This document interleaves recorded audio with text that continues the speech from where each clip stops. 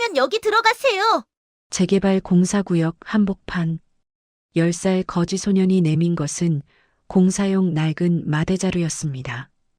화강건설그룹을 이끄는 차정화 회장은 당황한 얼굴로 아이를 봤죠. 그러나 아이의 눈빛은 너무나 차분했고 흔들림이 없었습니다. 무언가에 이끌리듯 회장이 자루 안으로 들어간 바로 그 순간 상부에서 철근과 자재가 쏟아져 내려 방금 전 회장이 서 있던 자리로 쏟아졌습니다. 그리고 잠시 후 복면을 쓴 두 남자가 들어왔죠. 회장은 자루 안에서 숨죽이며 등골이 서늘해짐을 느꼈습니다. 저 아이는 어떻게 이 상황을 예견했을까요? 그리고 이 사건 뒤에 숨겨진 진실은 무엇일까요? 구독과 좋아요를 눌러주시고 어디서 듣고 계신지 댓글에 남겨주세요. 그곳으로 사랑과 행운을 가득 담아 보내드리겠습니다. 그럼 오늘의 사연을 시작하겠습니다. 서울 서대문구 재개발 3구역 공사 현장은 아침부터 분주하게 돌아가고 있었습니다. 굴착기가 내뿜는 매연과 함께 철근을 자르는 날카로운 소음이 공사장 전체를 뒤덮고 있었죠. 그 한복판으로 검은색 세단 세대가 천천히 진입했습니다. 맨 앞 차량에서 내린 인물은 차정화, 72의 나이에도 꼿꼿한 자세로 현장을 압도하는 화강건설그룹의 회장이었습니다. 수천만 원을 호가하는 정장이 몸에 완벽하게 맞아떨어졌고 단정하게 올린 머리카락에는 흐트러짐이 없었어요. 그녀는 보고서보다 현장을 믿는 사람이었습니다. 수십 년간 쌓아온 신념으로 오늘도 직접 발로 뛰며 공사 진행 상황을 확인하는 중이었죠. 회장님, 이쪽으로 모시겠습니다. 수행비서가 조심스럽게 동선을 안내했습니다. 차정화는 고개를 끄덕이며 현장 소장이 기다리고 있는 쪽으로 발걸음을 옮겼어요. 그녀의 뒤를 수행원 4명과 임원 2명이 따랐습니다. 공사장 외곽 철조망 너머에는 몇몇 구경꾼들이 서성이고 있었죠. 그 중에는 남루한 옷차림의 아이 하나가 철조망에 손을 걸친 채 안쪽을 유심히 바라보고 있었습니다. 10살 소년 한노을이었습니다. 다리 밑 컨테이너에서 노숙자 할아버지와 함께 살아가는 아이였죠. 낡아서 앞코가 벗겨진 운동화를 신고 있었고 몇 번이나 기운 흔적이 역력한 티셔츠를 입고 있었어요. 하지만 아이의 눈빛만큼은 또렷했습니다. 공사장 안쪽을 향한 시선은 흔들림 없이 고정되어 있었죠. 아이의 눈은 허공을 날카롭게 꿰뚫어 보고 있었습니다. 공기의 흐름이 이상했기 때문이었죠. 일반 사람들은 느낄 수 없는 미세한 균열과 불안정한 파동이 공사장 내부 특정 구역에서 뿜어져 나오고 있었어요. 그리고 그 흐름은 방금 들어간 정장 입은 할머니를 향해 흘러가고 있었습니다. 한노을은 주저없이 철조망을 타고 넘었습니다. 경비원이 소리치며 달려왔지만 아이는 이미 자재 더미 사이로 몸을 숨긴 뒤였죠.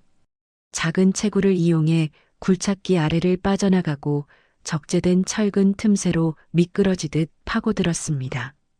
목표는 하나였어요. 저 할머니가 가고 있는 곳, 균열이 집중된 그 위험한 구역이었습니다. 차정화는 현장 소장과 임원 2명의 안내를 받으며 공사 중인 건물 내부를 돌아보고 있었습니다. 3층 구조물의 철골 작업이 한창이었고 천장에는 아시바와 임시 가설물이 복잡하게 얽혀 있었죠. 현장 소장이 태블릿을 들고 공정 진행 상황을 설명했고 차정화는 고개를 끄덕이며 세심하게 확인했습니다. 수행비서가 다음 일정을 체크하며 조심스럽게 시간을 알렸어요. 회장님, 1시간 후 본사 임원 회의가 예정되어 있습니다. 차정화가 손목 시계를 확인하며 입을 열었습니다. 알겠네. 마무리하고 이동하지. 그때 현장 소장이 갑자기 무언가 생각난 듯 손을 들어 한쪽을 가리켰습니다. 아, 회장님. 저쪽 D구역 철골 보강 부분을 꼭 확인해 주셔야 하는데요.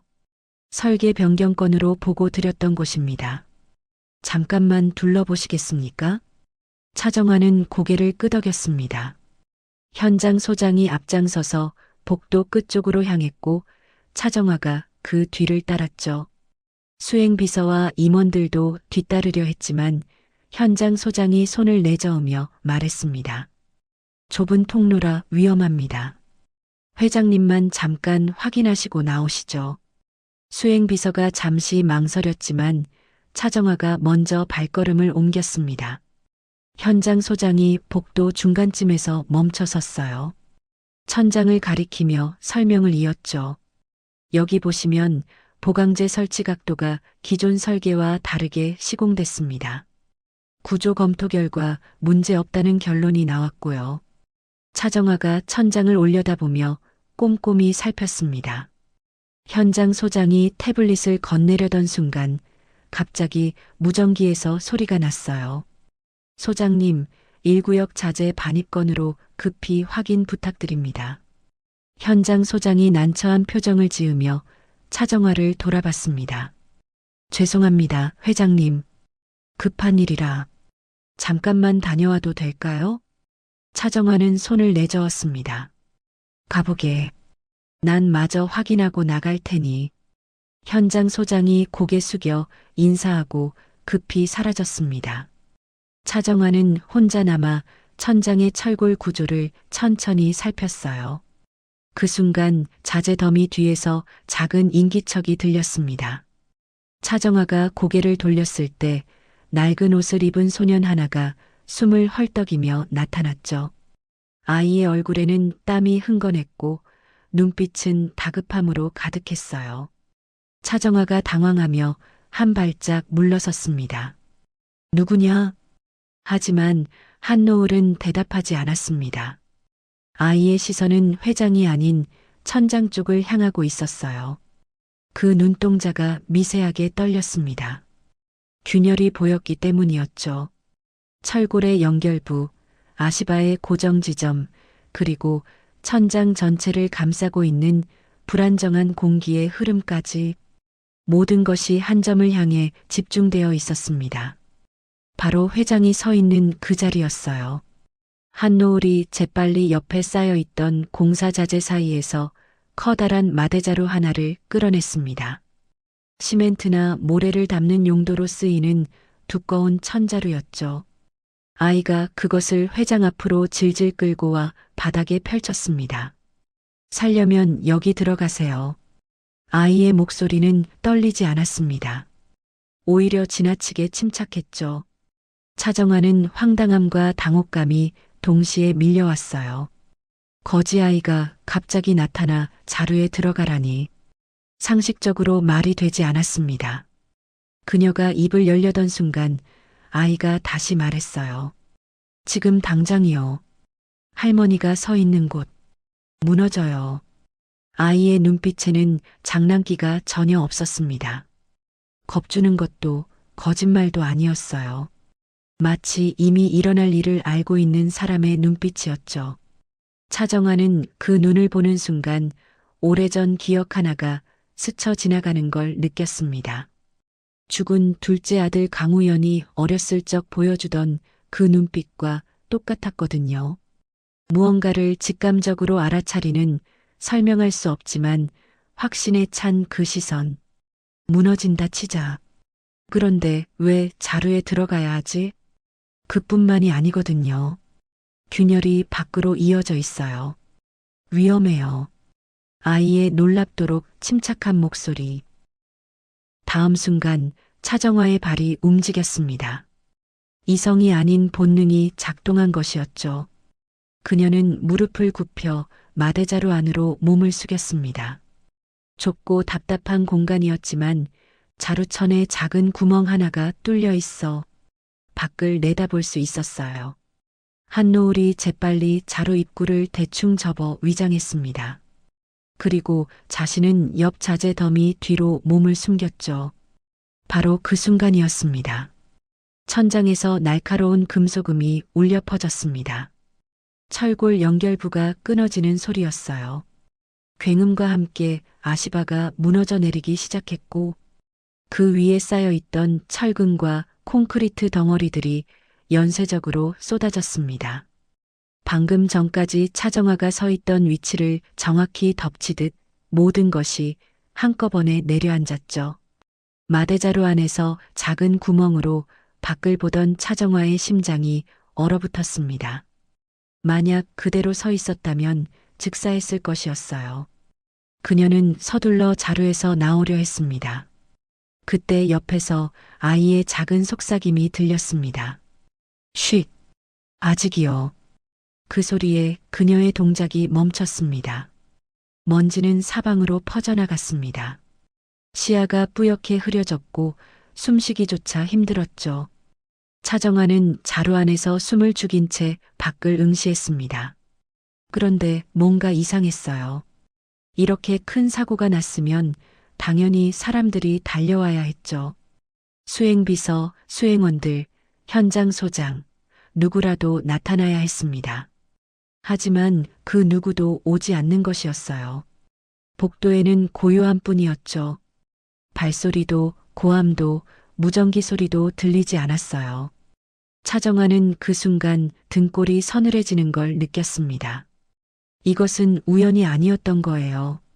누군가 의도적으로 자신을 이곳에 혼자 남겨두고 사라진 것이었습니다.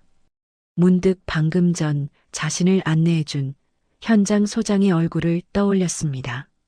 원래 여기 현장 소장이 그 얼굴이었나?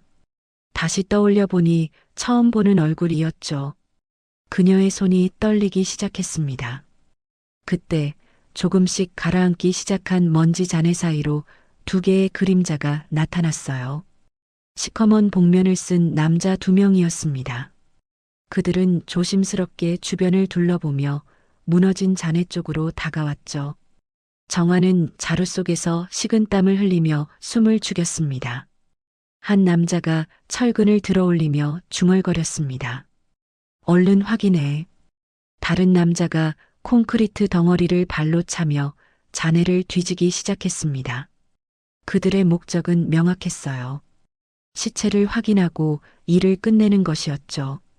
마대자루 안에서 그 광경을 지켜보던 차정화의 온몸에 소름이 돋았습니다. 누군가 자신을 제거하기 위해 치밀하게 설계한 살인 시도. 뭐지? 분명 여기 서 있었는데. 복면 남자 하나가 잔해를 더 깊이 뒤지며 초조한 목소리로 말했습니다. 다른 남자도 철골 사이를 수색했지만 차정화의 시신은 나오지 않았어요. 두 남자는 점점 당황하기 시작했습니다. 분명 마지막 순간까지 그 자리에 서 있는 걸 확인했는데 어디로 사라진 걸까? 마지막 순간에 피한 건가? 그들은 재빨리 주변을 샅샅이 뒤졌지만 회장을 찾을 수 없었습니다. 설마 회장이 공사장 마대자루 안에 숨어 있을 거라는 생각은 하지 못했으니까요. 잠시 후 한 남자가 무전기를 꺼내 누군가와 통화를 나눴습니다. 목표 미확인. 계획 실패인 듯하다. 무전기 너머로 짧은 대답이 들렸고 두 남자는 황급히 현장을 빠져나갔습니다. 발소리가 완전히 사라진 뒤에야 차정화는 조심스럽게 마대자루 밖으로 기어 나왔어요. 먼지를 뒤집어 쓴 그녀의 손이 떨리고 있었습니다. 공포 때문이 아니라 분노 때문이었죠. 자재 더미 뒤에서 한 노을이 나타났습니다. 아이는 여전히 침착한 표정으로 무너진 천장을 올려다보고 있었어요.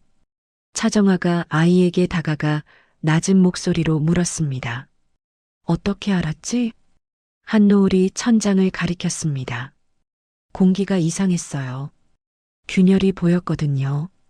아이의 설명이 이어졌습니다. 철골 연결부의 미세한 틈, 아시바. 고정 볼트의 헐거운 각도, 그리고 그 모든 불안정한 구조가 만들어낸 공기의 흐름까지. 차정화는 아이를 뚫어지게 바라봤습니다. 말도 안 됐습니다. 10살짜리 거지 아이가 할 수 있는 판단이 아니었죠. 아니, 아이가 아니었다고 하더라도 이런 균열의 흐름을 읽는다는 건. 그런데요, 할머니. 한노을이 복도 반대편을 손가락으로 가리키며 말했습니다. 그 균열이요. 저쪽으로 이어지고 있어요. 누군가 여기를 망가뜨렸고 그 흐름이 할머니한테로 집중되게 만든 거예요. 아이의 눈빛이 진지했습니다. 그 흐름을 따라가면 어디서 균열이 시작됐는지 알 수 있어요. 차정환은 더 이상 묻지 않았습니다. 아이의 뒤를 따라 복도를 빠져나가기 시작했죠. 한노을은 마치 보이지 않는 실을 따라가듯 망설임 없이 걸었습니다. 구석진 통로를 지나고 좁은 계단을 내려갔어요. 아이의 발걸음은 정확했습니다. 마침내 두 사람은 공사장 외곽 출구로 나왔습니다. 그곳에는 수행비서와 수행원들, 그리고 며느리 윤지연이 모여 심각한 표정으로 대화를 나누고 있었어요. 윤지연이 무언가 지시하듯 손짓하고 있었고 수행원들이 고개를 끄덕이고 있었습니다. 그때 먼지를 뒤집어 쓴 회장이 거지아이와 함께 나타나자 현장의 공기가 순식간에 얼어붙었습니다. 수행비서의 얼굴이 창백하게 변했고 수행원들이 당황하며 뒤로 물러섰어요. 하지만 그중 가장 충격적인 반응을 보인 사람은 며느리 윤지연이었습니다. 그녀의 얼굴에서 핏기가 싹 가셨고 입술이 파르르 떨렸죠. 눈동자가 흔들리면서 한 걸음 뒤로 비틀거렸습니다. 하지만 서둘러 당황한 모습을 숨기려는 듯 떨리는 입꼬리를 비틀어 올리며 놀라는 표정을 지었죠. 어머니, 이게 어떻게 된? 차정환은 재빨리 주변을 훑어봤습니다. 역시나 자신을 그곳에 안내해줬던 현장 소장의 모습은 보이지 않았어요. 그때 한노을이 조용히 손가락을 들어 올렸습니다. 그 손가락 끝은 정확히 윤지연을 향하고 있었죠. 저 아줌마예요. 아이의 목소리는 담담했지만 그 한마디가 차갑게 공기를 갈랐습니다. 저 아줌마한테 흘러요. 모든 균열이. 저 아줌마부터 시작돼서 안쪽으로 흘러들어갔어요. 윤지연의 얼굴이 새하얗게 질리며 뒤로 휘청거렸습니다. 차정환은 며느리를 뚫어지게 바라봤어요. 그 눈빛에는 의심과 확신이 동시에 담겨 있었습니다. 뭐라는 거야, 저 거지가. 뭐하고 있어. 얼른 저 애를 끌어내. 수행비서와 수행원들이 황급히 아이를 끌어내려 움직였지만 차정화가 손을 들어 제지했죠. 그녀는 이제 모든 것을 이해했습니다. 의도적인 안내, 혼자 남겨진 시간, 정확한 타이밍의 붕괴, 그리고 나타나지 않았던 사람들. 이 모든 것이 계획된 살인이었고 그 중심에는 며느리가 서 있었습니다. 회장의 제지에도 수행비서는 재빨리 수행원들에게 눈짓했습니다. 두 명의 건장한 남자가 한노을에게 다가가 아이의 팔을 거칠게 움켜쥐었어요. 아이를 끌고 나가려던 바로 그 순간이었습니다. 그 손 놓지 못하냐? 공사장 외곽 쪽에서 낡은 작업복을 입은 한 남자가 천천히 걸어 들어왔죠. 유태백이었습니다. 일흔 초반으로 보이는 노인이었는데 그의 걸음걸이에는 묘한 무게감이 실려 있었어요. 때 묻은 작업복에 낡은 안전모를 쓰고 있었지만 그가 풍기는 분위기는 평범한 막노동자와는 확연히 달랐습니다. 등이 곧게 펴져 있었고 시선은 흔들림 없이 정면을 향하고 있었죠. 수행원들이 본능적으로 한 걸음 뒤로 물러섰습니다. 유태백은 아이를 붙잡고 있던 수행원들 앞에 멈춰 섰습니다. 그는 아무 말도 하지 않았어요. 단지 그들을 조용히 내려다볼 뿐이었습니다. 하지만 그 침묵이 오히려 더 무거운 압박으로 다가왔죠. 수행원들의 손에서 힘이 빠졌고 한노을이 자연스럽게 유태백 쪽으로 몸을 빼냈습니다. 차정환은 그 노인을 주시했습니다. 겉모습은 평범한 노숙자에 가까웠지만 눈빛만큼은 달랐어요. 깊고 차분한 산전수전 수많은 것을 겪어본 사람만이 가질 수 있는 눈빛이었죠. 유태백이 한노을의 어깨에 손을 얹고 돌아서려던 순간 차정화가 입을 열었습니다. 잠깐. 유태백이 멈춰섰습니다. 하지만 돌아보지는 않았어요. 차정화가 한 걸음 다가서며 말했죠. 그 아이는 누구죠? 유태백이 천천히 고개를 돌렸습니다. 두 사람의 시선이 공중에서 마주쳤어요. 잠시 침묵이 흘렀고 말로 표현할 수 없는 팽팽한 긴장감이 공기를 가득 채웠죠. 유태백이 낮고 무거운 목소리로 대답했습니다. 그냥 아이입니다. 더 이상의 설명은 하지 않은 채 유태백은 아이를 데리고 유유히 공사장을 빠져나갔어요. 수행원들이 막으려 했지만 차정화가 손을 들어 제지했습니다. 그녀는 두 사람의 뒷모습을 지켜보며 깊은 생각에 잠겼죠. 1시간 후 차정화는 본사 회장실로 돌아왔습니다. 그녀는 즉시 비서실장을 불렀어요. 오늘 공사장에 나타난 그 아이 신원 파악해. 비서실장이 고개를 끄덕이고 나갔습니다. 차정화는 창밖을 바라보며 공사장에서의 일을 되짚었어요. 자루에 들어가라던 아이의 목소리, 정확하게 무너진 천장, 그리고 균열의 흐름을 읽어내던 그 눈빛. 그런 재능은 결코 흔한 것이 아니었죠. 다음 날 아침 비서실장이 보고서를 들고 회장실에 들어왔습니다. 회장님, 아이의 신원을 확인했습니다. 차정화가 보고서를 받아들었습니다. 내용은 간단했어요. 이름 한노을, 10살, 다리 및 컨테이너 박스에서 노숙자 노인과 함께 생활 중. 호적에는 등록되어 있지 않고 학교도 다니지 않는 것으로 파악됐습니다. 차정화의 눈빛이 깊어졌죠. 컨테이너 위치는 성동구 한강변 구석진 곳입니다. 정확한 주소 첨부했습니다. 차정화는 보고서를 내려놓고 자리에서 일어났습니다. 차 준비해. 비서실장이 놀란 표정으로 물었습니다. 직접 가시겠다는 말씀이십니까? 그래. 1시간 후 검은 세단 한 대가 한강변 다리 밑에 멈춰 섰습니다. 차정화가 내려 주변을 둘러봤어요. 강변 둔치 한쪽에 낡은 컨테이너 박스 하나가 자리 잡고 있었습니다. 녹슨 철판으로 만들어진 그것은 사람이 살기엔 너무나 초라해 보였죠. 차정화가 컨테이너 쪽으로 걸어갔습니다. 문이 반쯤 열려 있었고 안에서 희미한 불빛이 새어나오고 있었어요. 그녀가 조심스럽게 문을 두드렸습니다. 누구세요? 안에서 한노을의 목소리가 들렸습니다. 차정화가 대답하려던 순간 문이 활짝 열리며 유태백이 나타났어요. 그는 어제와 똑같은 낡은 옷을 입고 있었지만 눈빛만큼은 여전히 예리했습니다. 어제 그분이시군요. 유태백이 차분하게 말했습니다. 차정화가 고개를 끄덕였어요. 아이와 얘기 좀 하고 싶은데요. 유태백은 잠시 그녀를 바라보다 옆으로 비켜섰습니다. 차정화가 컨테이너 안으로 들어섰죠. 내부는 예상보다 깔끔하게 정돈되어 있었습니다. 작은 전기장판 위에 이불이 개켜져 있었고 한쪽 구석에는 책 몇 권이 가지런히 쌓여 있었어요. 한노을이 바닥에 앉아 차정화를 올려다보고 있었습니다. 아이의 눈빛은 어제와 똑같이 맑고 침착했죠. 차정화가 아이 앞에 무릎을 굽히고 앉았습니다.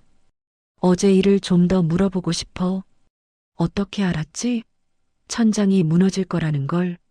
한노을이 잠시 생각하듯 고개를 가웃거렸습니다. 그리고는 조심스럽게 입을 열었어요. 그냥 보여요. 공기가 흐르는 게.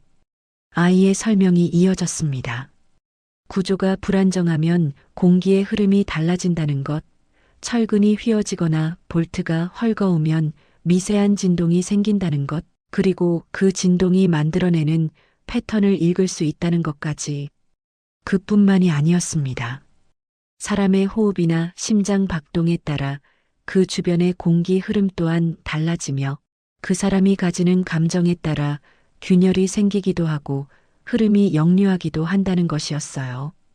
이 모든 것을 노을이는 마치 물리학자처럼 정확하고 논리적으로 설명해냈습니다. 차정화는 아이의 말을 들으며 점점 확신하게 됐습니다. 이것은 단순한 직감이 아니었어요. 아이는 실제로 공간의 불안정성을 감지해서 수치화하고 있었습니다. 그리고 이런 능력은 차정화가 이미 알고 있었죠. 바로 죽은 둘째 아들 강우연에게서 받던 재능이었습니다. 하지만 아이가 가진 능력은 그보다 훨씬 뛰어났습니다. 죽은 아들은 건축 구조의 문제점을 본능적으로 알아차렸지만 이 아이는 그것을 넘어 사람의 감정까지 읽어내고 있었어요. 공기의 흐름이 특정 인물에게 집중된다는 것. 그 사람의 심리 상태가 주변 공기를 미세하게 변화시킨다는 것까지. 차정화가 조심스럽게 물었습니다. 넌 원래부터 이런 걸 볼 수 있었니? 한노을이 고개를 끄덕였습니다. 할아버지가 그러는데 제가 아주 어렸을 때부터 그랬대요. 위험한 곳이 어딘지 제가 먼저 알았대요. 차정화의 시선이 유태백에게로 향했습니다. 유태백은 컨테이너 입구에 기댄 채 조용히 두 사람을 지켜보고 있었어요. 차정화가 입을 열었습니다. 이 아이를 언제부터 돌보셨습니까? 유태백이 잠시 침묵하다 대답했습니다. 8년 전쯤 강에서 발견했습니다. 차정화의 심장이 한 박자 빨라졌습니다. 8년 전, 그때는 둘째 아들 강우연이 교통사고로 사망했던 시기였죠. 그리고 손주 강서준이 실종됐던 때이기도 했습니다. 그녀의 손이 미세하게 떨렸어요. 강에서 라고 하셨습니까? 유태백이 고개를 끄덕였습니다. 더 이상의 설명은 없었지만 차정화는 충분히 짐작할 수 있었어요. 사고 당시 차량이 강으로 추락했고 아이가 물에 떠내려갔다는 보고를 받았었습니다. 결국 시신을 찾지 못해 실종 처리됐었죠.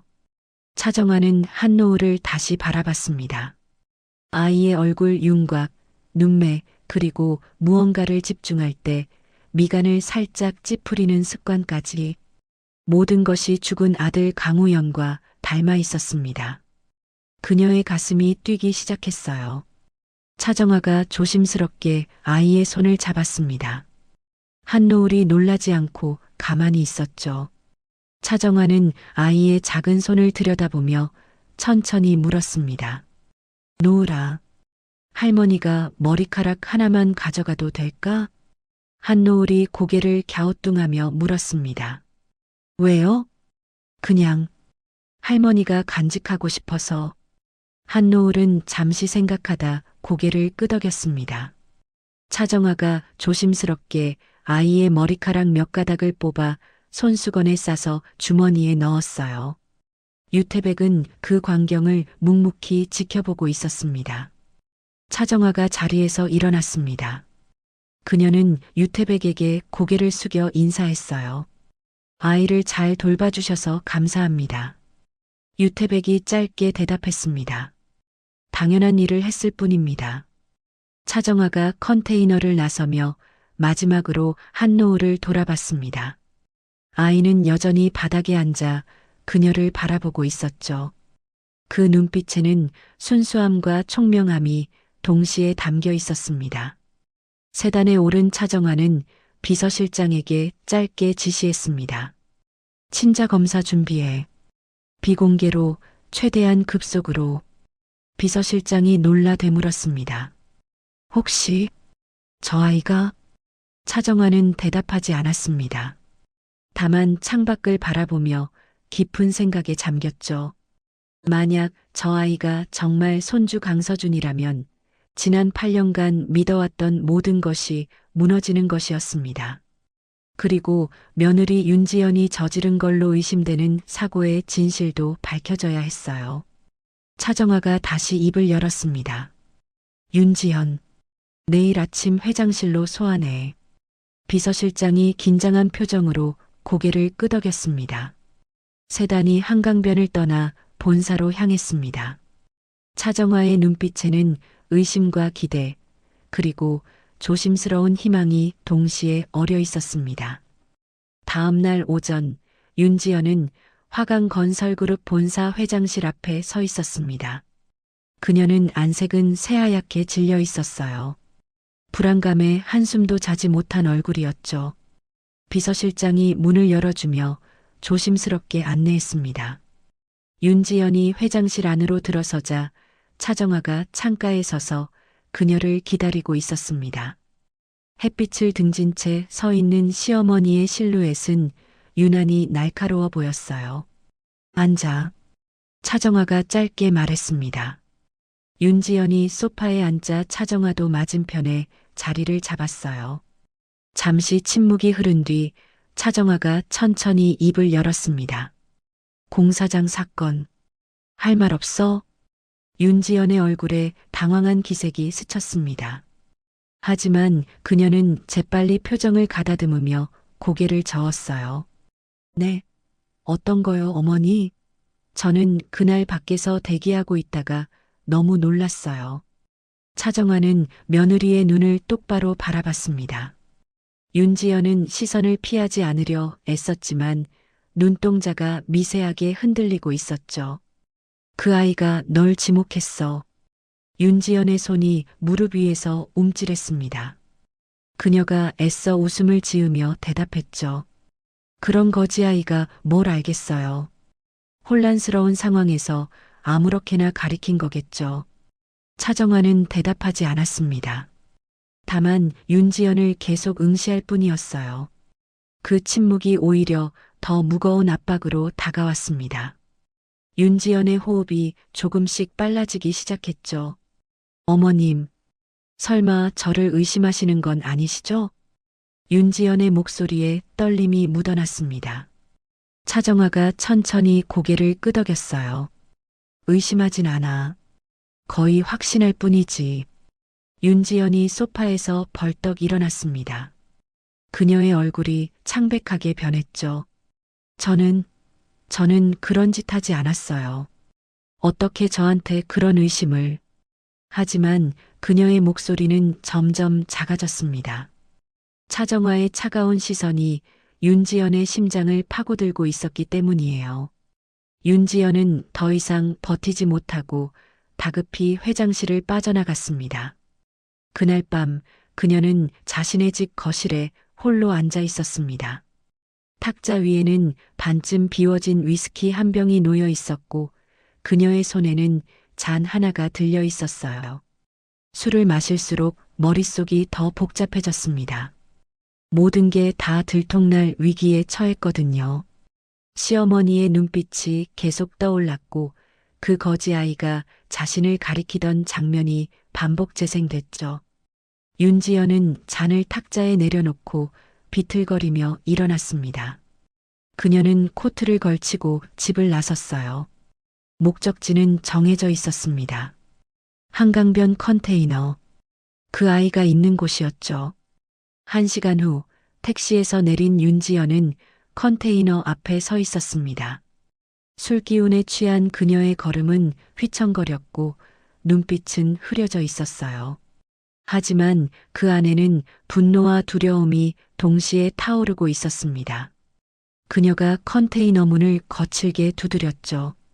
야 꼬맹이, 나와 안에 있는 거 다 알아. 네가 한 짓 때문에 내가 얼마나. 그때 문이 열리고 아이가 나타났어요. 아이는 놀란 기색 없이 윤지연을 올려다보고 있었습니다. 그 차분한 눈빛이 오히려 그녀를 더 화나게 만들었죠. 너, 왜 날 지목한 거야? 넌 아무것도 모르면서. 윤지연의 목소리가 떨렸습니다. 하지만 노을은 대답하지 않았어요. 다만 여전히 조용한 시선으로 그녀를 바라볼 뿐이었습니다. 윤지연이 한 걸음 다가섰고 컨테이너 안쪽의 불빛이 두 사람의 얼굴을 비췄죠. 그 순간이었습니다. 윤지연의 숨이 멎었습니다. 가까이서 자세히 본 아이의 얼굴은 공사장에서 봤던 것과는 달랐어요. 이마의 선, 눈매의 곡선, 입술의 모양. 그리고 무언가를 생각할 때 살짝 미간을 찌푸리는 습관까지 모든 것이 낯익었습니다. 너무나 익숙한 얼굴이었죠. 윤지연의 손이 떨리기 시작했습니다. 그녀는 아이에게 한 걸음 더 다가가 얼굴을 자세히 들여다봤어요. 심장이 미친 듯이 뛰기 시작했습니다. 이건 우연일 수가 없었어요. 너 누구야? 윤지연의 목소리가 간신히 흘러나왔습니다. 아이가 작게 대답했죠. 한노을이요. 윤지연의 시선이 재빨리 아이의 얼굴에서 손으로 내려갔습니다. 그렇다면 확인해야 할 것이 있었거든요. 한노을의 손은 작고 야위어 있었어요. 손가락 끝에는 흙이 묻어 있었고 손톱은 깨끗하게 다듬어지지 않았습니다. 그 어린아이의 고사리 같은 손을 보자 갑자기 지연의 가슴이 욱신 아려왔습니다. 그녀는 무의식적으로 아이의 손을 덥석 잡았죠. 그때 한노을의 손목이 윤지연의 시야에 들어왔습니다. 손목 안쪽에 작은 점 3개가 삼각형 모양으로 모여 있었어요. 윤지연의 눈이 커졌습니다. 온몸의 피가 거꾸로 흐르는 것 같았죠. 그녀는 그 점을 알고 있었습니다. 아주 잘 알고 있었어요. 바로 아들 강서준이 태어났을 때부터 손목 안쪽에 있던 특이한 모양의 점이었습니다.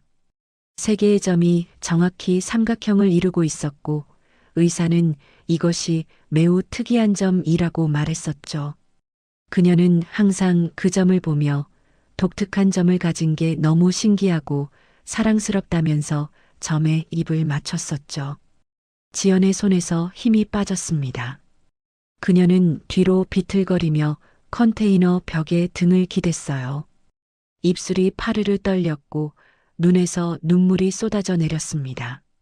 서준아. 그 이름이 그녀의 입에서 흘러나왔습니다.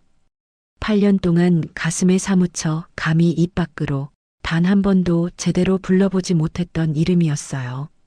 그 이름을 꺼내는 순간 모든 게 무너져 견딜 수 없을 것 같았으니까. 죽었다고 믿었던 아들의 이름. 강물에 떠내려가 끝내 시신조차 찾지 못했던 아이의 이름이었습니다. 한노을이 고개를 갸우뚱하며 물었습니다. 그게 누구예요? 저는 한노을이에요. 윤지연은 대답할 수 없었습니다. 목이 메어 말이 나오지 않았기 때문이에요.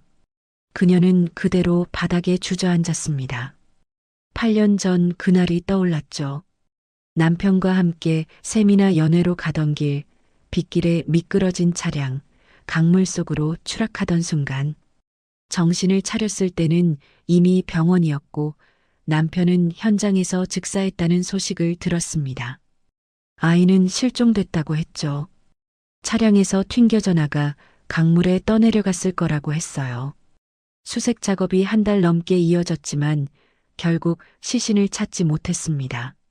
빈관 앞에서 장례를 치를 수밖에 없었죠. 윤지연은 그날 이후 줄곧 자책하며 살아왔습니다. 아이를 지키지 못한 엄마로서의 죄책감이 그녀를 짓눌렀어요. 그리고 그 슬픔은 점점 분노로 변했습니다. 시어머니 차정화에 대한 원망이었죠. 회사 승계를 원치 않았던 남편. 그러나 시어머니는 남편을 정식 후계자로 지명하고자 했고 뜻이 다른 두 사람은 늘 충돌했습니다. 그날도 그랬어요. 남편은 그 세미나에 참석하고 싶지 않아 했습니다. 하지만 시어머니는 강압적이었죠. 후계자들이 모여서 중요한 정보를 교류하는 자리이니 가족 내외와 반드시 참석하라고 말이죠. 그날 시어머니가 억지로 그 연회에 보내지만 않았어도 남편과 아이는 죽지 않았을 거라고 믿었습니다. 그리고 그녀의 그 깊고 사무친 원망은 장남 강상재의 교묘한 이간질로 이어졌죠. 그는 욕심이 가득한 인물이었는데 늘 동생에게 자격지심과 질투로 가득 차 있었어요. 그런 그가 이 기회를 놓치지 않고 윤지연에게 속삭였던 겁니다. 내 남편의 죽음은 어머니 때문이라고. 어머니가 강요하지만 않았더라도 후연이는 지금 멀쩡하게 잘 살아 있었을 거라고. 아이와 함께 행복하게 웃으며 마음이 새까맣게 병들어가던 윤지연은 그 말을 믿었습니다. 아니, 믿고 싶었어요. 지옥 같은 현실을 견디려면 원망이라는 감정이라도 필요했거든요. 그래서 공사장 살해 계획에 가담했습니다. 시어머니를 없애는 것만이 남편과 아이의 복수라고 생각했죠. 하지만 지금 이 순간 모든 것이 무너졌습니다. 아이는 죽지 않았습니다. 살아 있었어요. 8년 동안 이런 컨테이너에서 노숙자 노인과 함께 힘겹게 살고 있었던 겁니다. 그리고 자신의 친엄마가 할머니를 죽이려 한다는 것도 모른 채 오히려 할머니를 구해낸 거죠. 윤지연의 입에서 처절한 신음 같은 소리가 흘러나왔습니다.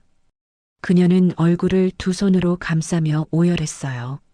한노을은 그런 윤지연을 가만히 쳐다보았습니다. 아이는 여전히 상황을 이해하지 못했지만 이 아줌마가 느끼고 있는 슬픔만큼은 느낄 수 있었어요.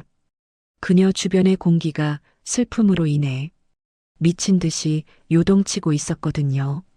노을이가 본 공기의 파동 중에 이토록 불안정하고 슬픈 흐름은 처음 보았죠. 오열하고 있는 지연 곁에 아이가 다가왔습니다. 아이는 그녀의 어깨를 두 번 툭툭 두드리더니 작은 손수건을 내밀었어요. 꼬질꼬질 낡고 때가 묻은 손수건이었지만 아이의 따뜻한 체온 또한 묻어 있었죠. 윤지연은 떨리는 손으로 아이의 손을 다시 잡았습니다. 삼각형 점을 손가락으로 조심스럽게 쓰다듬었죠. 미안해. 미안해 우리 아가. 그녀는 계속 같은 말만 반복했습니다. 아이에게, 죽은 남편에게, 혹은 자기 자신에게. 윤지연의 눈물이 바닥에 떨어져 수많은 얼룩을 수놓았습니다. 그때 컨테이너 밖에서 발소리가 들렸습니다. 유태백이 돌아온 것이었죠. 그는 바닥에 주저앉아 오열하는 윤지현과 그 옆에 서 있는 한노을을 조용히 바라봤습니다. 그는 지금 무슨 일이 일어났는지 짐작할 수 있었죠. 윤지연이 비틀거리며 일어났습니다. 그녀는 노을이를 마지막으로 한 번 더 바라보고는 손수건을 손에 꼭 쥔 채 컨테이너를 빠져나갔어요. 휘청거리는 걸음으로 어둠 속으로 사라졌습니다. 그녀의 마음속에는 이제 단 하나의 결심만이 남아 있었죠. 모든 것을 고백하는 것, 자신이 저지른 일을, 그리고 아이가 살아있다는 사실을 시어머니에게 알리는 것이었습니다. 다음 날 이른 아침, 윤지연은 화강건설그룹 본사 회장실 앞에 다시 서 있었습니다. 그녀의 얼굴은 밤새 잠을 이루지 못한 흔적으로 창백했고 눈 밑에는 짙은 다크서클이 자리 잡고 있었어요. 비서실장이 문을 열어주자 윤지연은 깊게 숨을 들이마시고 안으로 들어갔습니다. 차정환은 책상 앞에 앉아 서류를 검토하고 있었습니다. 윤지연이 들어오자 고개를 들었죠. 두 사람의 시선이 공중에서 마주쳤어요. 잠시 침묵이 흘렀습니다. 윤지연이 먼저 입을 열었습니다. 어머님, 말씀드릴 게 있습니다. 차정화가 서류를 내려놓고 윤지연을 똑바로 바라봤습니다. 윤지연은 소파에 앉지 않고 그대로 서서 말을 이었어요. 공사장 사건, 제가 관여했습니다. 차정화의 표정이 굳어졌습니다. 하지만 그녀는 놀라지 않았어요. 이미 예상하고 있었던 것이었죠. 윤지연이 떨리는 목소리로 계속 고백했습니다. 구조물을 조작한 건 제가 아니었지만 그날 어머님을 그곳으로 유도하는데 협조했습니다. 현장 소장과 수행원 일부가 저와 함께 움직였어요. 윤지연의 눈에서 눈물이 흘러내렸습니다. 그녀는 손으로 얼굴을 감싸며 흐느꼈죠. 후연 씨와 서준이를 잃은 게 전부 어머님 때문이라고 생각했습니다. 그날 억지로 연회에 보내지 않으셨다면 그런 일은 없었을 거라고. 차정화는 묵묵히 그녀의 고백을 들었습니다. 윤지연이 고개를 들어 시어머니를 바라봤어요. 하지만 어젯밤 그 아이를 다시 봤습니다. 가까이서 제대로 봤어요. 윤지연의 목소리가 떨렸습니다. 손목에 삼각형 점이 있었습니다. 서준이한테 있던 그 점이요. 차정화의 눈빛이 흔들렸습니다. 윤지연이 무릎을 꿇고 바닥에 주저앉았어요. 그 아이가 우리 서준이가 맞습니다. 죽은 줄 알았는데 살아 있었어요. 회장실이 침묵에 휩싸였습니다. 그때 비서실장이 다급히 봉투 하나를 들고 뛰쳐들어왔습니다. 차정화는 받자마자 서둘러 봉투를 뜯어 서류를 꺼냈죠. 어제 비밀리에 의뢰한 친자 검사 결과였습니다. 결과는 명확했습니다. 한노을의 DNA는 강우연 및 윤지현과 99.9% 일치. 한노을의 본명은 강서준이 맞았고 차정화의 친손주임이 확실하게 확인됐습니다. 차정화는 서류를 천천히 내려놓았습니다. 그녀의 손이 미세하게 떨렸어요. 8년 동안 죽었다고 믿었던 손주가 살아있었습니다. 강에서 떠내려가 찾지 못했던 아이가 다리 밑 컨테이너에서 노숙자 노인과 함께 살아남았던 것이죠. 차정화가 자리에서 일어나 창가로 걸어갔습니다. 한강이 멀리 보였어요. 그녀는 긴 침묵 끝에 입을 열었습니다. 감히 시어미를 죽이려고 하다니. 네가 한 일은 용서받을 수 없는 짓이야. 윤지연이 고개를 숙였습니다. 차정화가 계속 말했죠. 하지만 이제 막 엄마를 찾은 아이한테서 다시 엄마를 빼앗는 건 너무 가혹할 테지. 윤지연이 놀라 고개를 들었습니다. 차정화가 그녀를 돌아봤어요. 당분간은 처벌하지 않겠어. 아이를 위해서야. 윤지연의 눈에서 눈물이 쏟아졌습니다. 차정화가 다시 말을 이었죠. 대신 앞으로 네가 할 일은 단 하나야. 서준이를 제대로 된 엄마로서 돌보는 것. 그것만 해. 윤지연은 바닥에 엎드려 고개를 숙이고 눈물을 쏟았습니다. 차정화는 그녀를 내려다보며 깊은 한숨을 내쉬었어요. 분노와 슬픔, 그리고 안도감이 뒤섞인 복잡한 감정이 가슴을 짓눌렀습니다. 1시간 후 두 사람은 함께 한강변으로 향했습니다. 검은 세단이 다리 밑 컨테이너 앞에 멈춰 섰어요. 두 사람이 차에서 내려 컨테이너 쪽으로 걸어갔습니다. 어색한 침묵이 흘렀지만 같은 방향을 향하고 있다는 사실만으로도 의미가 있었죠. 컨테이너 문 앞에 도착했을 때 유태백이 밖에서 무언가 작업을 하고 있었습니다. 그는 두 사람을 보고 작업을 멈추고 일어섰어요. 차정화가 먼저 고개를 숙여 인사했습니다. 어제는 소란스럽게 해서 죄송합니다. 유태백이 고개를 저었습니다. 괜찮습니다. 윤지연은 유태백 앞에 서서 떨리는 목소리로 말했어요. 저 아이 엄마입니다. 8년 동안 제 아이를 돌봐주셔서 정말 감사합니다. 유태백은 잠시 윤지연을 바라보다 짧게 대답했습니다. 당연한 일을 했을 뿐입니다. 컨테이너 안에서 한노을이 밖을 내다봤습니다. 할머니와 어제 그 아줌마가 함께 서 있는 모습이 신기했어요. 차정화가 아이에게 손짓했습니다. 노을아, 잠깐 나와 볼래? 한노을이 컨테이너 밖으로 나왔습니다. 아이는 새 어른을 번갈아 보며 고개를 갸우뚱했죠. 차정화가 무릎을 굽혀 아이와 눈높이를 맞췄습니다. 노을아, 아니 서준아. 아이의 눈이 커졌습니다. 차정화가 부드러운 목소리로 말을 이었어요. 내 진짜 이름은 강서준이야. 그리고 이 사람이. 차정화가 윤지연을 가리켰습니다. 내 엄마야. 한노을은 윤지연을 올려다봤습니다. 아이의 눈빛에는 당혹감과 동시에 묘한 기대감이 섞여 있었어요. 윤지연이 무릎을 꿇고 아이와 눈높이를 맞췄습니다. 그녀의 손이 떨리며 아이의 뺨을 조심스럽게 어루만졌죠. 서준아, 우리 아가, 미안해. 엄마가 늦었어. 윤지연의 눈에서 눈물이 흘러내렸습니다. 한노을은 여전히 혼란스러운 표정이었지만 지연을 밀어내지는 않았어요. 그녀에게서 수만 가지의 파동이 느껴졌거든요. 슬픔, 그리움, 안도, 죄책감, 그리고 사랑. 처음 느껴보는 엄마라는 존재의 호흡과 파동을 보며 노을이는 마음이 따뜻하고 포근해짐을 느꼈습니다. 엄마. 아이는 조심스럽고 어색한 목소리로 살며시 불러보았어요. 지연은 눈물이 범벅된 얼굴로 아이의 머리를 쓰다듬으며 말했습니다. 응, 우리 아들. 앞으로는 함께 지내자. 다시는 떨어지지 말고 할머니도, 엄마도 모두 함께. 한노을이 조심스럽게 물었습니다.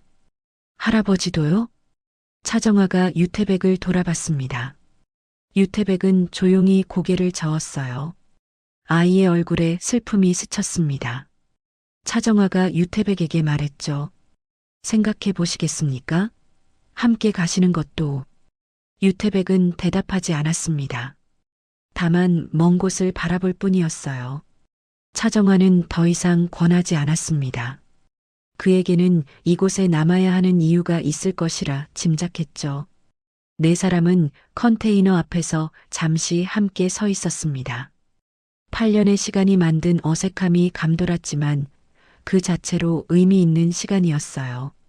한노을은 엄마라는 존재가 생겼다는 사실이 아직 실감나지 않았지만 나쁘지 않은 기분이었습니다.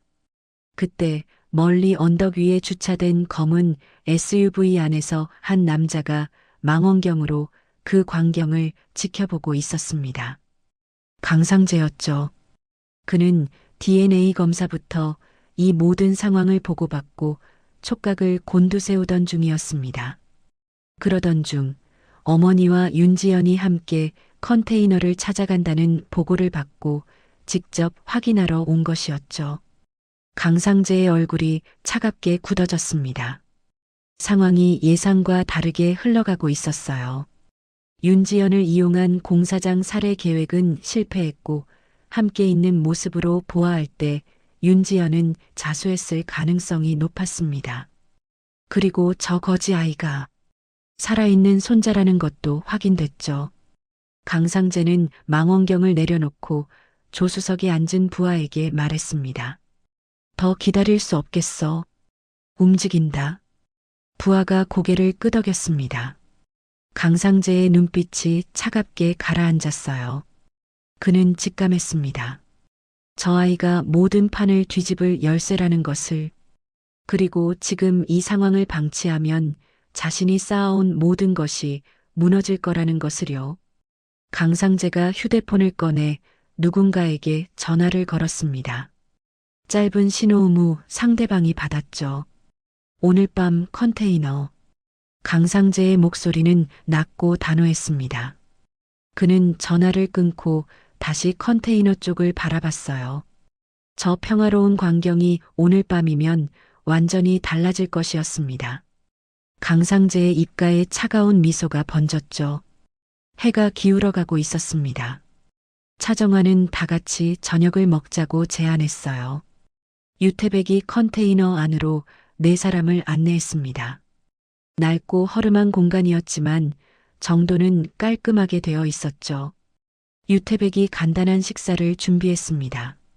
컨테이너 한쪽에 놓인 작은 전기밥솥에서 따뜻한 밥 냄새가 풍겼고 김치와 된장찌개가 소박하게 차려졌어요.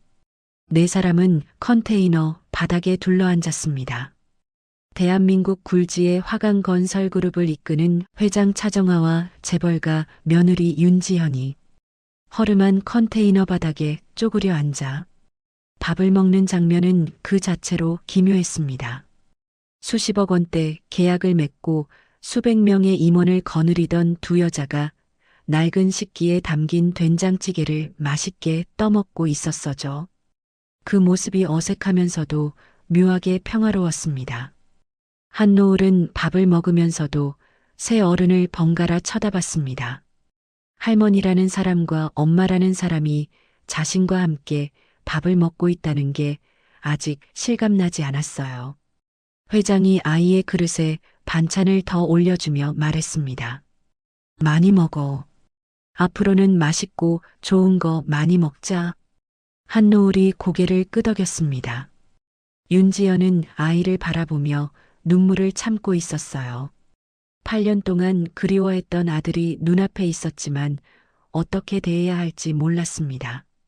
자신이 저질렀던 부끄러운 짓들과 죄책감 또한 그녀의 마음을 괴롭혔어요. 자신의 아들인 줄도 모르고 그런 짓을 했다는 사실과 후회가 가슴을 찢어 놓았죠. 식사가 끝나고 차정아가 입을 열었습니다. 오늘부터 우리 집으로 가자. 제대로 된 방도 있고 이제 학교도 다니자꾸나. 노을이는 잠시 망설이다 조심스럽게 말했습니다. 할머니, 저 오늘은 여기 있고 싶어요. 차정아가 고개를 갸우뚱했습니다. 한노을이 유태백을 바라보며 말을 이었어요. 할아버지가 저를 키워주셨어요. 8년 동안. 그런데 제가 그냥 가버리면 할아버지가 혼자 남겨지잖아요. 아이의 목소리가 떨렸습니다. 오늘 하룻밤만이라도요. 할아버지랑 마지막으로 얘기도 나누고 제대로 인사하고 싶어요. 차정아는 아이의 눈을 들여다봤습니다. 그 눈빛에는 유태백에 대한 깊은 애정이 담겨 있었어요. 차정아가 고개를 끄덕였습니다. 그러려무나. 그럼 할머니가 내일 아침에 데리러 올게. 윤지연도 아이의 손을 잡으며 말했습니다. 서준아, 내일 꼭 만나자. 한노을이 얼굴을 살짝 붉히며 작게 대답했습니다. 네, 엄마. 차정아와 윤지연은 컨테이너를 나섰습니다. 유태백이 밖까지 배웅했어요.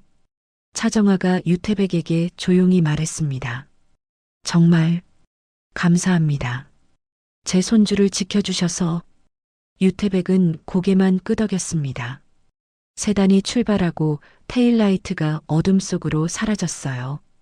유태백은 그 자리에 한참 서 있다가 컨테이너로 돌아갔습니다. 밤이 깊어갔습니다. 아이는 이불 속에 누워 천장을 올려다보고 있었어요. 유태백이 옆에 앉아 아이의 머리를 쓰다듬었습니다. 내일부터는 좋은 집에서 살게 될 거야.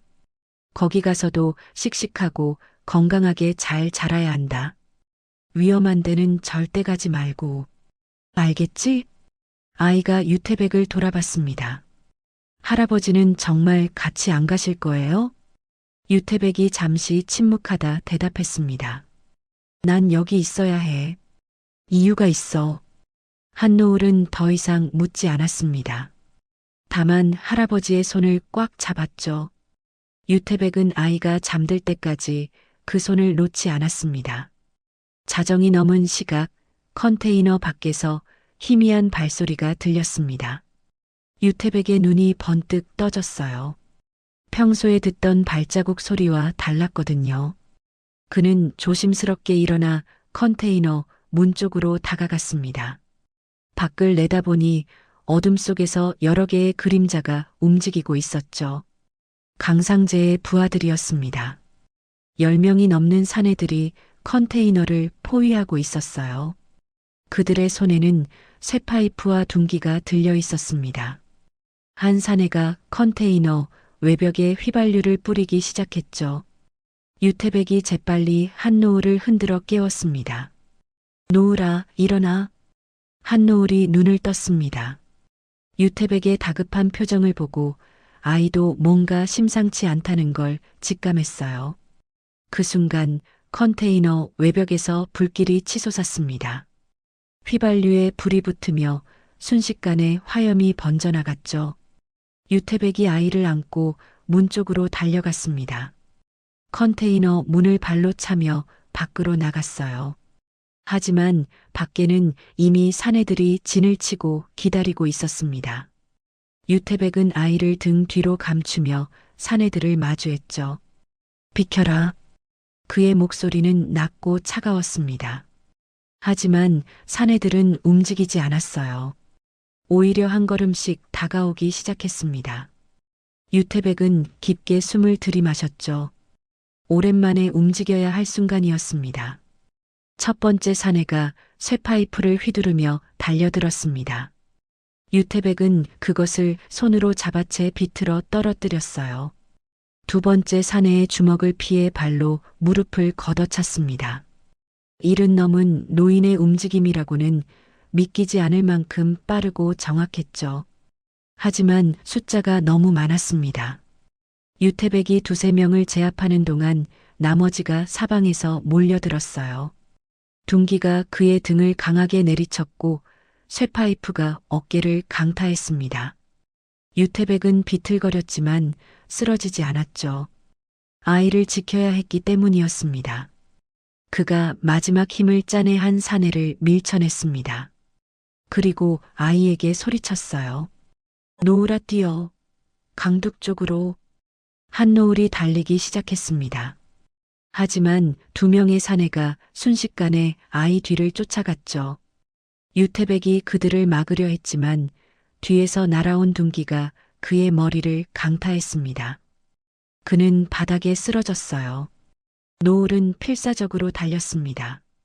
하지만 사내들이 더 빨랐어요. 한 사내가 아이의 팔을 움켜쥐었고 다른 사내가 아이의 입을 막았습니다. 한노을이 발버둥 쳤지만 소용없었죠. 검은 승합차가 다가왔고 아이는 그 안으로 강제로 밀려 들어갔습니다. 승합차가 출발하고 노을은 차창 밖으로 쓰러진 유태백을 보며 눈물을 흘렸어요. 유태백은 피를 흘리며 바닥에 누워 있었습니다. 사내들이 그를 둘러싸고 있었죠. 한 사내가 휴대폰으로 누군가에게 전화를 걸었습니다. 목표 확보했습니다. 이 거지노인은 어떻게 할까요? 전화 너머에서 강상재의 목소리가 들렸습니다. 그딴 노숙자 하나쯤 그냥 하천에 던져둬. 알아서 죽겠지. 사내들이 유태백을 들어 올렸습니다. 그의 몸은 축 늘어져 있었고 의식이 희미했어요. 사내들은 유태백을 끌고 강둑으로 향했습니다. 그리고 그를 하천 아래로 밀어 떨어뜨렸죠.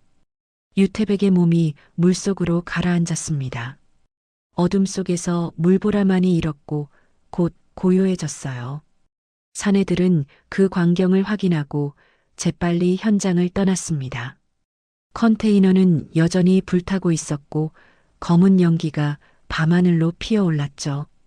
강둑은 다시 정적에 휩싸였습니다. 타오르는 불길의 소리만이 정막을 깨고 있었어요.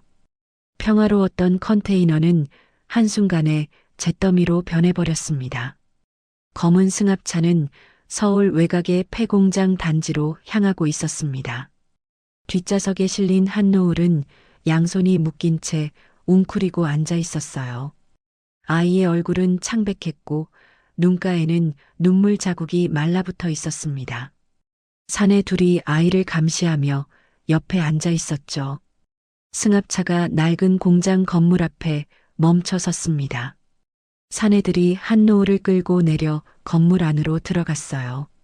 공장 내부는 텅 비어 있었고 녹슨 기계들만이 어둠 속에 방치되어 있었습니다.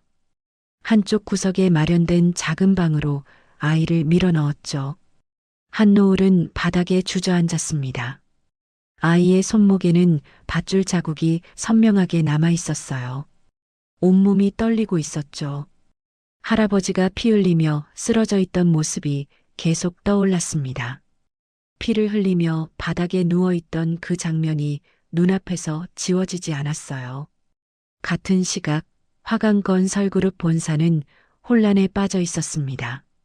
새벽 5시 차정환은 비상전화를 받고 잠에서 깼어요. 윤지연으로부터 걸려온 전화였습니다. 목소리는 공포로 떨리고 있었죠. 어머님, 서준이가 사라졌어요. 차정화의 심장이 쿵 내려앉았습니다. 그녀는 급히 옷을 갈아입고 본사로 향했어요. 비서실장과 수행원들이 이미 대기하고 있었습니다.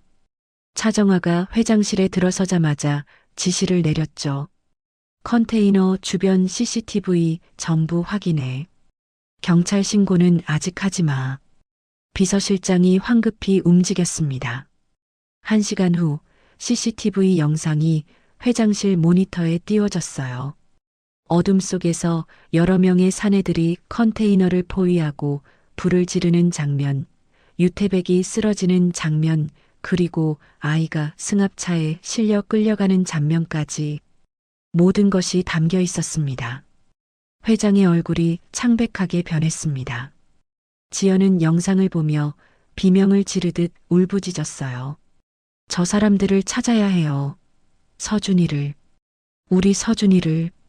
차정화가 비서실장에게 물었습니다. 차량 추적은? 번호판이 위조된 것으로 확인됩니다. 추적 중이지만 시간이 걸릴 것 같습니다. 그때 회장실 문이 열리며 강상재가 들어왔습니다. 그는 침착한 표정으로 두 여자를 번갈아 보며 입을 열었어요. 무슨 일입니까, 어머님? 차정화가 강상재를 노려봤습니다. 그녀의 눈빛에는 의심이 가득했죠. 강상재가 태연하게 말을 이었습니다. 이사회가 긴급 소집됐습니다. 어제 공사장 사건에 대한 책임 문제로요. 차정화가 차갑게 대답했습니다. 뭐라? 지금 그런 게 중요해? 강상재가 고개를 가웃거렸습니다. 회사 경영이 위기에 처했는데 중요하지 않습니까? 어머님께서 마음대로 현장 시찰을 나가셨다가 사고를 당하셨고 그것 하나만으로 주가가 급락했습니다. 이 사진들이 경영 책임을 묻고 있어요. 강상재의 목소리는 부드러웠지만 그 안에는 날카로운 칼날이 숨어 있었습니다. 그러게 제가 말씀드리지 않았습니까? 회장이면 회장답게 현장 쫓아다니지 마시라고요. 말도 안 되는 억지였습니다. 차정화는 아들의 진짜 의도를 읽어냈죠. 이것은 계획된 쿠데타였습니다. 이사회는 오후 2시입니다. 어머니도 참석하시겠습니까? 강상재가 물었지만 차정화는 대답하지 않았어요. 그래요. 여기 가만히 숨어 계시는 게 안전할 겁니다. 어머니.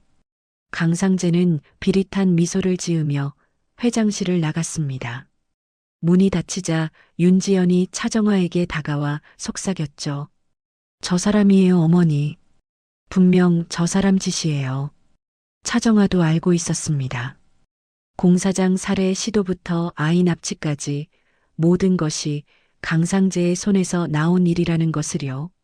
하지만 대처할 힘이 없었습니다.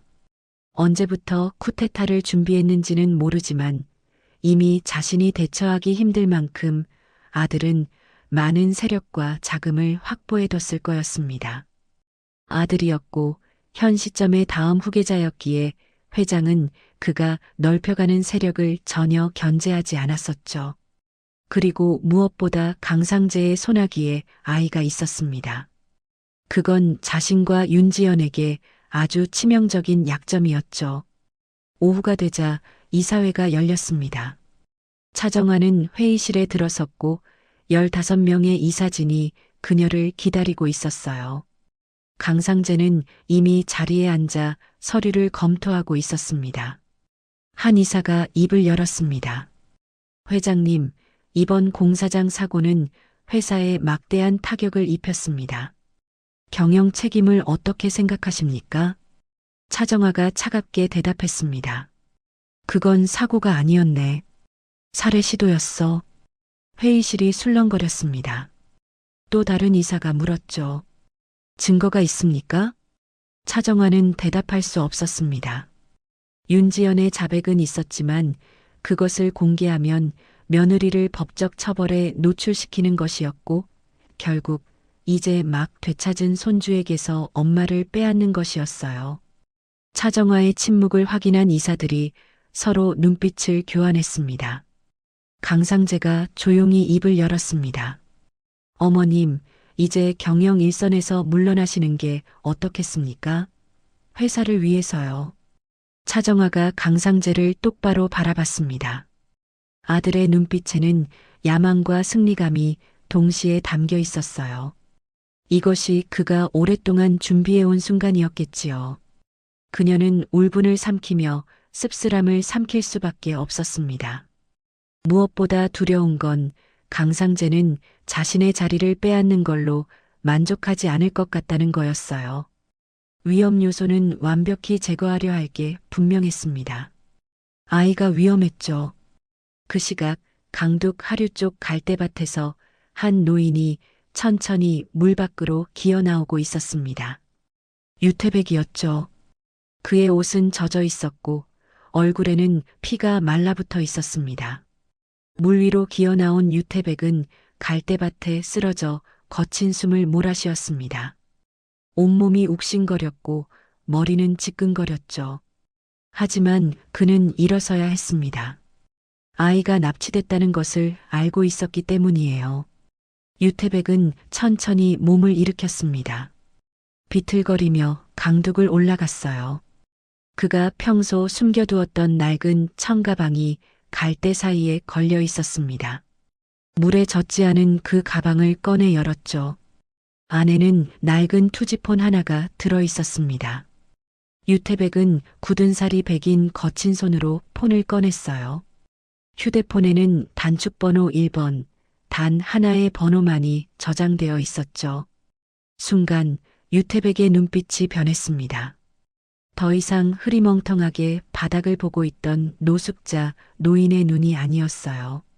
차갑고 날카로운 상상도 할 수 없을 만큼 수많은 전장을 휘저어 본 사람의 눈빛이 그를 휘감기 시작했습니다.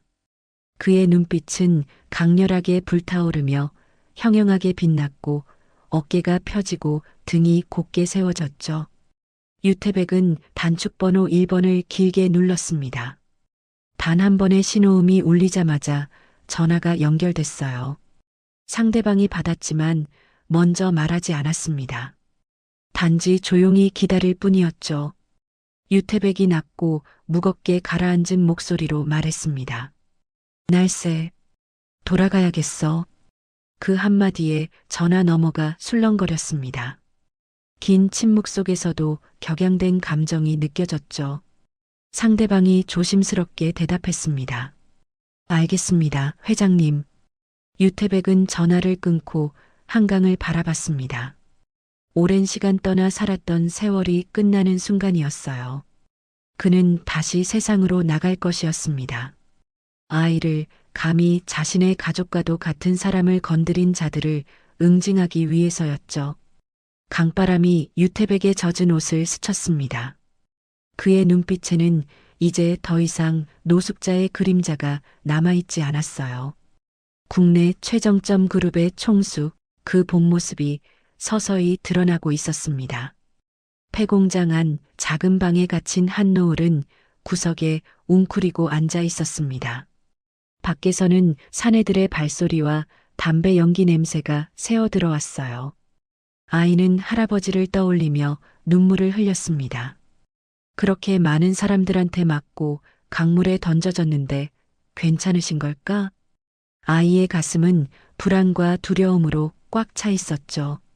그때 멀리서 희미한 소리가 들려왔습니다. 으르렁 거리는 엔진의 소리, 땅이 웅웅거리며 진동하는 소리, 그리고 헬리콥터 프로펠러가 돌아가는 소리였어요. 처음에는 아주 작았지만 점점 가까워지고 있었습니다. 사내들도 그 소리를 들었는지 밖이 술렁거리기 시작했죠. 뭐야, 저거? 한 사내가 창밖을 내다보며 소리쳤습니다. 하늘에서 세 대의 헬기가 폐공장 쪽으로 접근하고 있었어요. 동시에 공장 주변 도로로 수십 대의 검은 세단과 SUV가 빠르게 진입했습니다. 순식간에 공장 전체가 포위됐죠. 강상재는 본사 회장실에서 부하로부터 긴급 전화를 받았습니다. 사장님, 큰일 났습니다. 정체불명의 병력이. 전화가 끊겼습니다. 강상재의 얼굴이 창백하게 변했어요. 그는 급히 창밖을 내다봤습니다. 본사 건물 주변에도 검은 차량들이 하나둘 모여들고 있었죠. 그 시각 폐공장에는 100여 명이 넘는 검은 정장 차림의 경호원들이 공장 출입구를 완전히 봉쇄하고 있었습니다. 그들의 움직임은 군사작전처럼 정확하고 신속했어요. 드론 여러 대가 공장 상공을 선회하며 내부를 촬영하고 있었습니다. 공장 안의 사내들은 공포에 질려 있었습니다. 그들 중 누구도 이런 상황을 예상하지도 못했고 본 적도 없었죠. 한 사내가 떨리는 손으로 강상재에게 전화를 걸려 했지만 이미 통신이 차단된 상태였습니다. 그때 수십 명의 경호원들이 홍해가 갈라지듯 길을 열었습니다. 그 가운데로 한 남자가 천천히 걸어 들어왔어요. 유태백이었습니다. 그는 더 이상 낡고 해진 옷을 입고 있지 않았습니다.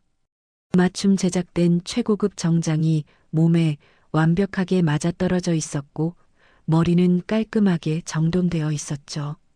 하지만 가장 달라진 것은 그의 눈빛이었습니다. 차갑게 가라앉은 날카로운 시선이 공장 내부를 훑고 있었습니다. 유태백이 한 걸음씩 앞으로 나아갈 때마다 사내들이 본능적으로 뒤로 물러섰어요. 아이는 어디 있지? 유태백의 목소리는 낮고 침착했습니다. 하지만 그 안에는 거부할 수 없는 압도적인 힘이 실려 있었어요. 사내들 중 아무도 대답하지 못했습니다. 유태백이 경호원 한 명에게 눈짓했고 경호원이 재빠르게 공장 내부로 들어가 수색하기 시작했죠. 잠시 후 경호원이 노을이를 안고 나왔습니다. 아이는 눈물 범벅이 된 얼굴로 유태백을 보자마자 울음을 터뜨렸어요. 할아버지, 유태백이 아이를 안았습니다. 그의 표정이 잠시 부드러워졌어요. 아이를 경호원에게 인계하며 조용히 말했습니다. 차로 데려가게, 안전하게. 경호원이 아이를 데리고 나갔습니다. 유태백은 다시 사내들을 향해 돌아섰어요. 그의 눈빛이 다시 차갑게 식어갔습니다. 누가 지시했지? 사내들이 서로 눈치만 보며 입을 다물고 있었습니다. 유태백이 한 걸음 앞으로 나아갔죠. 강상재, 맞지? 그 이름이 나오자 사내들의 얼굴이 굳어졌습니다. 유태백은 더 이상 확인할 필요도 없었어요. 그는 경호원들에게 짧게 지시했습니다. 전원 확보, 경찰 인계 준비. 경호원들이 일사불란하게 움직였습니다. 사내들이 저항하려 했지만 숫자와 훈련도에서 압도적으로 밀렸죠. 순식간에 모든 사내들이 제압됐고 바닥에 무릎을 꿇었습니다. 같은 시각 화강건설그룹 본사에서는 강상재가 회장실로 난입하려 하고 있었습니다. 하지만 복도 전체가 검은 정장을 입은 경호원들로 막혀 있었어요. 강상재는 그들을 보며 얼굴이 사색이 됐습니다. 당신들, 도대체 누구야? 아무도 대답하지 않았습니다. 잠시 후 엘리베이터 문이 열리며 유태백이 모습을 드러냈어요. 강상재는 그를 보는 순간 숨이 멎었습니다. 분명 아이와 함께 있던 어제 하천에 던져버린 그 노숙자 노인이었어요. 그런데 지금 저 앞에 서 있는 사람은 완전히 다른 인물이었습니다. 당신은 대체... 강상재의 목소리가 떨렸습니다. 유태백이 그의 앞에 멈춰 섰어요. 그래, 태백그룹 회장 유태백이다. 강상재의 눈이 커졌습니다. 태백그룹, 국내 최고 수준의 보안, 금융, 법무, 방위 계열사를 거느린 초대형 그룹. 재계에서는 전설처럼 여겨지는 기업이었습니다. 그 총수가 13년 전 사고로 가족을 모두 잃고 세상에서 사라졌다는 소문이 있었죠. 말도 안 돼. 강상재가 비틀거렸습니다. 유태백이 차갑게 말했어요. 네가 건드린 아이는 내 손주나 다름없다. 그리고 네가 해친 사람들은 이제 내 가족이 됐지. 유태백의 손이 움직이자 경호원들이 강상재를 에워쌌습니다. 강상재는 도망칠 곳도 저항할 방법도 없었어요. 그가 쌓아 올린 모든 계획이 순식간에 무너지고 있었습니다. 그때 바깥의 상황이 심상치 않게 돌아감을 느낀 차정화가 회장실 문을 열고 나왔습니다. 그녀는 유태백을 보고 잠시 놀란 표정을 지었지만 곧 이해했어요. 역시 저 노인은 평범한 노숙자가 아니었다는 것을요. 윤지연도 뒤따라 나와 놀란 얼굴로 유태백을 보고는 이내 고개를 숙여 인사했습니다. 아이는 무사합니까? 차정화가 물었습니다. 유태백이 고개를 끄덕였어요. 노을이는 안전하오. 우선 안정을 취하게 했소. 곧 이쪽으로 올 겁니다. 차정화는 안도의 한숨을 내쉬었습니다. 유태백이 강상재를 돌아보며 말했죠. 니놈의 모든 범죄 증거는 이미 확보했다. 살해 시도, 방화, 납치, 살인 미수까지. 법정에서 만나자 이놈아. 강상재는 무릎이 꺾여 바닥에 주저앉았습니다. 그의 얼굴에서 핏기가 사라졌고 눈동자는 초점을 잃고 있었어요. 평생 꿈꿔온 회장 자리, 권력, 인정, 모든 것이 무너지는 순간이었습니다. 경호원들이 강상재를 끌고 나가자 복도에는 다시 정적이 찾아왔어요. 차정화가 유태백에게 다가가 말했습니다. 정말 감사합니다. 유태백이 고개를 저었습니다. 아니요. 내가 지키지 못해서 이런 일이 생겼습니다. 1시간 후 본사 1층 로비에 검은 세단이 도착했습니다. 경호원이 차 문을 열고 노을이가 내렸어요. 아이는 세 사람을 보자마자 달려왔습니다. 엄마, 할머니, 할아버지. 차정화가 아이를 꼭 안았습니다. 윤지연도 아이를 끌어안으며 눈물을 흘렸어요. 세 사람은 한참 동안 그렇게 서로를 안고 있었습니다. 유태백은 그 광경을 조용히 지켜보며 작게 미소를 지었죠. 모든 악의 세력이 제거됐습니다. 강상재는 법의 심판을 기다리고 있었고 그의 부하들도 모두 체포됐어요. 화강건설그룹은 다시 차정화의 손으로 돌아왔고 이사회는 그녀의 경영 복귀를 만장일치로 승인했습니다.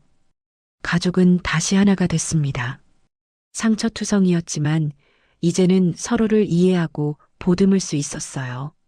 그리고 그 중심에는 한노을이 있었습니다. 석 달이 흘렀습니다. 서울 한남동에 위치한 넓은 저택에는 이제 네 사람이 함께 살고 있었어요. 차정화, 윤지연, 한노을, 그리고 유태백이었습니다. 유태백은 결국 차정화의 권유를 받아들였습니다. 아이 곁을 떠날 수 없었기 때문이었죠. 태백그룹의 경영은 신뢰하는 부회장에게 맡기고 자신은 아이를 지키는데 집중하기로 했어요. 차정화는 저택 1층 동쪽 끝에 유태백만의 공간을 마련해줬습니다. 어느 토요일 아침 거실에서는 소란스러운 광경이 펼쳐지고 있었습니다. 한노을이 거실 바닥에 레고를 펼쳐놓고 건물을 조립하고 있었고 유태백은 소파에 앉아 신문을 보고 있었어요. 차정화가 계단을 내려오며 눈살을 찌푸렸습니다. 노을아, 그거 치워야지. 발 밟으면 어쩌려고. 한노을이 고개를 들며 대답했습니다. 조금만요, 할머니. 거의 다 됐어요. 차정화가 한숨을 쉬며 주방으로 향했습니다. 윤지연이 이미 아침 식사를 준비하고 있었어요. 차정화가 윤지연 옆에 서서 냄비를 들여다봤습니다. 국이 좀 싱거운 것 같은데. 윤지연이 웃으며 대답했습니다. 어머님이 짜다고 하셔서 소금 덜 넣었어요. 차정화가 손을 내저으며 말했죠. 내가 언제 그랬어. 적당히 간 맞춰야지. 두 여자는 주방에서 투닥거리며 식탁을 차렸습니다. 몇 달 전만 해도 살인과 복수로 얽혀있던 시어머니와 며느리였지만 지금은 평범한 가족처럼 아침을 준비하고 있었어요. 유태백이 신문을 접고 식탁으로 다가왔습니다. 노을이도 레고를 대충 한쪽으로 밀어놓고 뛰어왔죠. 네 사람이 식탁에 둘러앉았습니다. 잘 먹겠습니다. 네 사람이 동시에 말하고 식사를 시작했습니다. 아이가 밥을 한 숟가락 든 뒤 유태백에게 물었어요. 할아버지, 오늘 낚시 가요? 유태백이 고개를 끄덕였습니다. 날씨가 좋으니 슬쩍 다녀올까? 차정아가 끼어들었습니다. 안 돼요. 노을이는 오후에 피아노 학원 가야 해. 한노을이 볼멘 소리로 대답했죠. 할머니, 토요일인데요. 쉬는 날이잖아요. 그래도 수업은 들어야지. 네가 배우고 싶다고 했잖아. 유태백이 시선을 돌리며 슬쩍 말했습니다. 오전에만 얼른 다녀오면 되잖아. 그 옆에 지연은 웃음을 참고 있었죠. 기업의 양대 산맥을 이끄는 두 어른이 아이를 두고 아웅다웅하고 있는 게 아직도 신기했거든요. 차정아가 며느리를 힐끗 보더니 한숨을 쉬었습니다. 그래, 알았어. 대신 내일은 영어 공부 2시간. 한노을이 고개를 떨구었습니다. 유태백이 웃으며 아이의 머리를 쓰다듬었어요. 이 정도로 타협하자꾸나. 식사가 끝나고 윤지연이 설거지를 하려 하자 차정아가 그녀를 막았습니다. 너 오늘 재단 일정 있잖아. 내가 할게. 윤지연은 한 달 전 복지재단을 설립했습니다. 차정아가 비어있는 강상제의 자리를 맡아줄 것을 제안했지만 정중히 거절했었어요. 대신 자신이 저지른 죄를 평생 뉘우치며 도움이 필요한 사람들을 돕겠다고 말했습니다. 차정아는 그 선택을 존중했고 재단 설립 자금을 지원해줬죠. 감사합니다, 어머님. 윤지연이 고개를 숙였습니다. 차정아는 대답 대신 설거지를 시작했어요. 정장을 입고 서류를 확인하는 게 아닌 고무장갑을 끼고 직접 설거지를 하는 모습은 여전히 낯설었지만 이제는 일상이 되어가고 있었습니다. 오후가 되자 저택 서재에서는 차정아와 유태백이 마주 앉아 체스를 두고 있었습니다. 두 사람 모두 각자의 그룹을 이끌어온 경영자였고 승부욕이 강했어요. 체스판 위에서는 치열한 공방이 벌어지고 있었습니다. 거기 두시면 제 룩한테 잡히는데요. 차정아가 조용히 말하자 유태백이 코웃음 쳤어요. 그럴 줄 알고 두는 거야. 유태백이 나이트를 움직였고 정화의 비숍이 위협받는 상황이 됐습니다. 그녀가 미간을 찌푸리며 말했죠. 역시 만만치 않으시네요. 클클, 당연하지. 경영한 세월이 얼만데. 두 노인은 서로를 견제하고 경쟁하면서도 묘한 동지애를 느끼고 있었습니다. 각자 소중한 가족을 잃은 아픔을 겪었고 외로움 속에서 살아왔던 사람들이었어요. 그래서 말하지 않아도 서로의 상처를 이해할 수 있었습니다. 체스 게임이 끝나고 차정아가 차를 따르며 말했습니다. 노을이를 회사 후계자로 키울 생각은 없어요. 유태백이 고개를 끄덕였습니다. 좋은 선택이야. 차정아가 창밖을 바라보며 말을 이었어요. 후연이한테 그랬던 실수를 반복하고 싶지 않아요. 나는 저 아이가 원하는 길을 가게 해줄 거야. 유태백이 찬성하듯 대답했습니다. 노을이는 특별한 재능이 있어. 천재란 말일세. 하지만 그걸 어떻게 활용할지는 아이가 자라면서 스스로 선택하는 거야. 차정아가 고개를 끄덕였습니다. 두 노인은 차를 마시며 조용한 오후 시간을 함께 보냈어요. 그날 늦은 저녁 차정아와 윤지연은 발코니에 나가 밤 공기를 쐬고 있었습니다. 어머님, 지연이 조심스럽게 입을 열었습니다. 제가 저지른 일은 평생 용서받을 수 없다는 거 알아요. 차정아가 며느리를 돌아봤습니다. 윤지연이 계속 말했어요. 하지만 어머님이 저를 벌하지 않고 서준이 곁에 있게 해주신 것 정말 감사합니다. 차정아는 잠시 침묵하다 말했습니다. 넌 이용당한 거야. 상재가 내 슬픔을 이용했지. 내가 그걸 모르는 건 아니야. 윤지연의 눈에서 눈물이 흘러내렸습니다. 차정아가 말을 이었어요. 하지만 앞으로의 시간은 달라야 해. 서준이를 위해서, 그리고 너 자신을 위해서. 윤지연이 고개를 끄덕였습니다.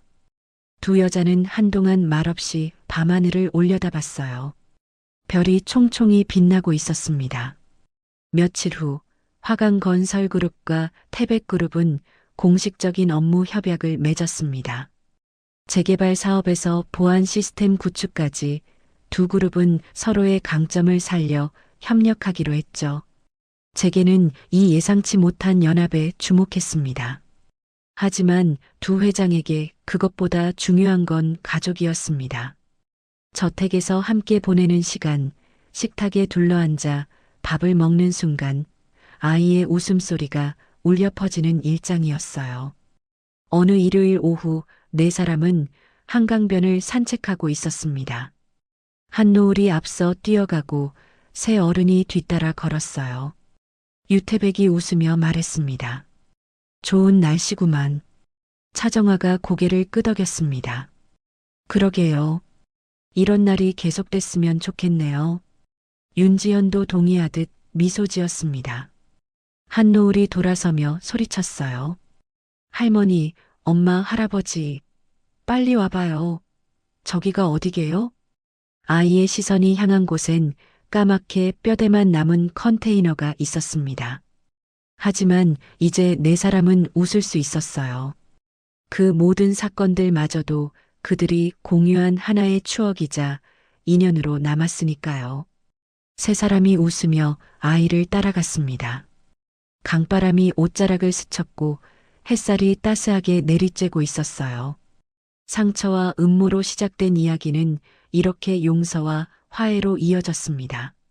네 사람은 각자 소중한 사람을 잃은 아픔을 겪었지만 이제는 서로가 되어주기로 한 겁니다.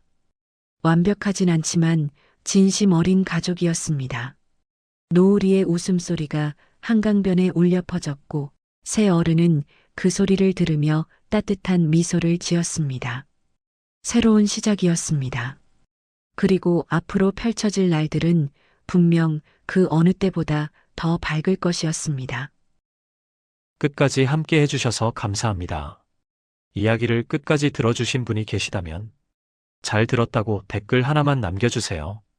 오늘도 행복한 하루 보내시길 바랄게요. 감사합니다.